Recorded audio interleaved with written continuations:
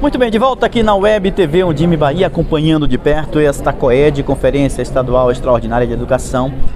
Hilton Barros Coelho, conhecido como Hilton Coelho, deputado estadual, para falar um pouquinho sobre a importância deste momento, discutindo políticas públicas. Ele que é historiador, servidor público, sindicalista, conhece de perto as demandas elencadas aqui nesta conferência. Um abraço, boa tarde. Boa tarde. Primeiro agradecer o espaço.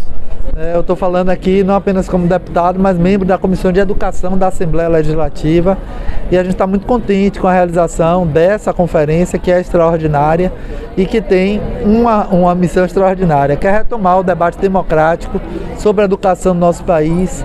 Infelizmente, em todos os índices que foram fixados para o Plano Nacional da Educação, infelizmente o balanço hoje é muito negativo dos últimos governos. Inclusive aqui na Bahia, a situação da Bahia é muito difícil também, né? E essa conferência, ela tem o papel principalmente de fazer uma grande radiografia sobre a educação no Brasil e nos estados. É preciso levantar todas as demandas que se apresentam no sentido de atualizar a situação da educação.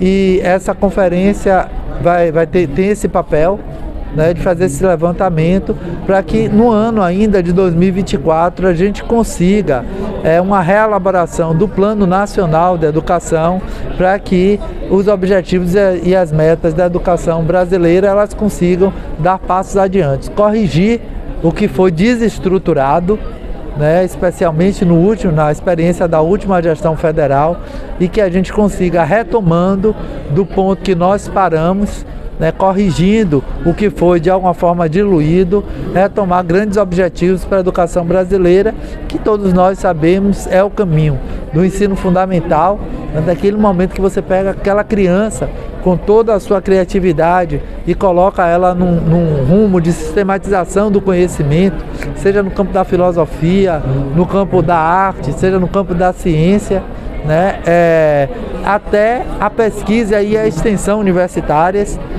que são capazes de mudar realmente o rumo do país. É por esse caminho aí que a gente vai fazer desse Brasil com tanto potencial um país digno para a maioria da sua população, que hoje não é a realidade. Você estava agora acompanhando de perto, como tem acompanhado vários eixos de discussão aqui, esteve na plenária agora há pouco, no momento da mesa de abertura, a mesa institucional.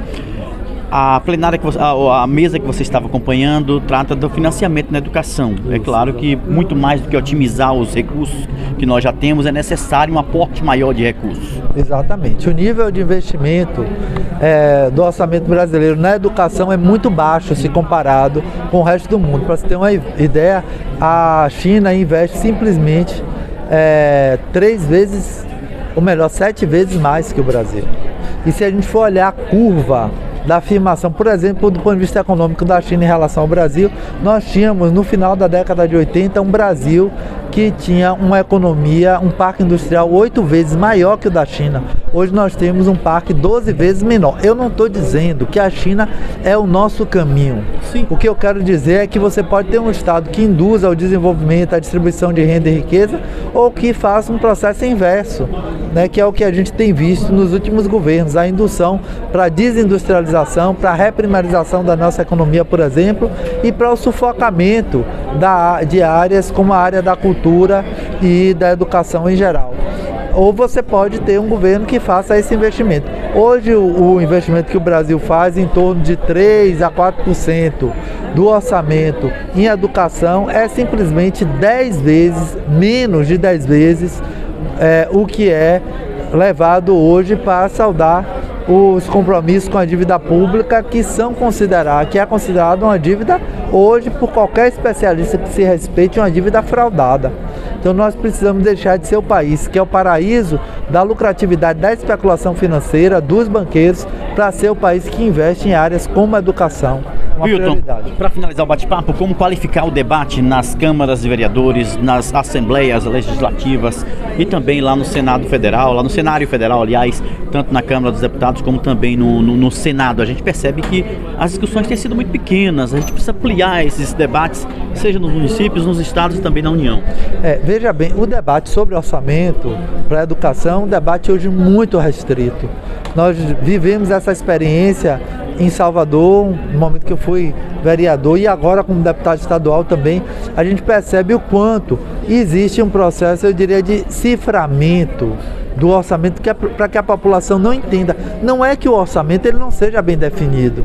Tanto os planos plurianuais, como as LDOs, como as leis orçamentárias anuais, elas contêm todos os dados. O problema é que o povo não participa de uma metodologia que venha a entender isso e, portanto, não consegue participar. Né? Eu acho que uma tarefa muito importante para a sociedade civil organizada e para aqueles e aquelas que têm um compromisso com essa democratização e estão nos espaços institucionais é fazer com que a população viva uma metodologia que garanta a ela poder de decisão em relação ao orçamento. A população participar mais e desburocratizar também essa terminologia, esses termos que são utilizados para que a população compreenda mais. Exatamente. Né? É uma via de mão dupla. Exatamente. Existe metodologia para fazer isso, mas os governos precisam ter disposição política para tornar o debate orçamentário algo transparente, palpável e, portanto, que respeite a capacidade de decidir da população. Abraços, valeu. Hilton Coelho falando conosco aqui na Web TV Ondime Bahia. Nós seguimos juntos, como sempre, com os pés no chão